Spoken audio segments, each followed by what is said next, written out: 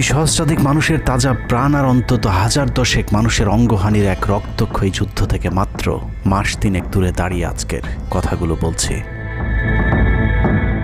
শহরের রাস্তায় এখনো শহীদ ওয়াসিমদের রক্তের ছোপ ছোপ দাগ লেগে আছে। স্বাভাবিক জীবনে ফিরতে পারেনি এখনো শহীদের পরিবারগুলো। ইয়ামিনের মা হয়তো কাউকে পেলেই জানতে চাইছে আমার খোকার উপর কিসের এত রাগ ছিল ওদের।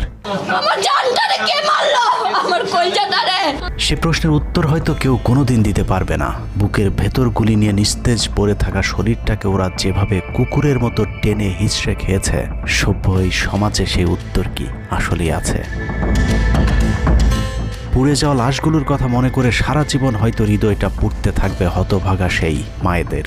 শহীদ ওমরের মা এখনো মানুষ পেলেই হয়তো প্রশ্ন করছে, আমার ছেলের বুকে ওরা এতগুলো গুলি কেন করলো?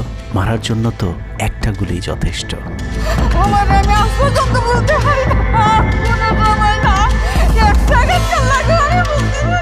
তৃষ্ণা পেলে মুগ্ধের মায়ের হয়তো কানে বেজে উঠবে, পানি লাগবে, পানি।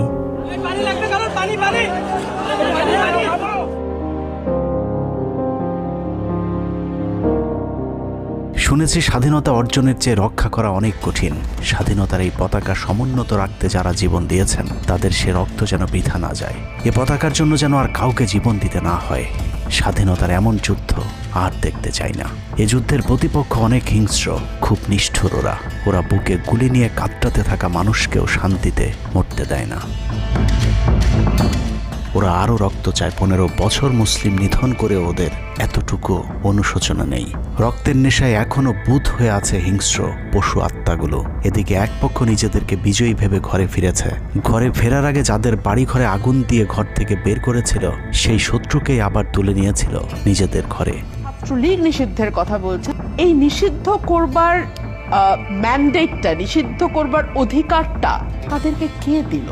তারা এদেশের মানুষ, রাজনীতি করার অধিকার সকলের আছে। আমাদের কেড়ে নেওয়া যেমন অন্যায় ছিল, আমরাও আরেকজনের কেড়ে নেওয়ার অধিকার, এটা আমরা এভাবে বলি। আওয়ামী মানবরূপী দানব ঘাড়ের উপর বিষাক্ত কার্বন ডাই অক্সাইড ফেলছে, আর আমরা সেটাকে অক্সিজেন ভেবে বুকে নিচ্ছি। বিষাক্ত সাপ থেকে নিরাপদ না হয়ে সাপ নিয়ে খেলার পরিণতি কি হতে পারে সেটা বুঝতে খুব বেশি দেরি করবার প্রয়োজন নেই। আমার এই বার্তা আপনাদের কাছে পৌঁছানোর কয়েক ঘন্টা পরেই আপনার ঘরে যে শত্রুকে জায়গা দিয়েছিলেন তাদের সেই বিষমাখা মুখের বিষ আপনার গায়ে নেয়ার জন্য প্রস্তুত থাকুন।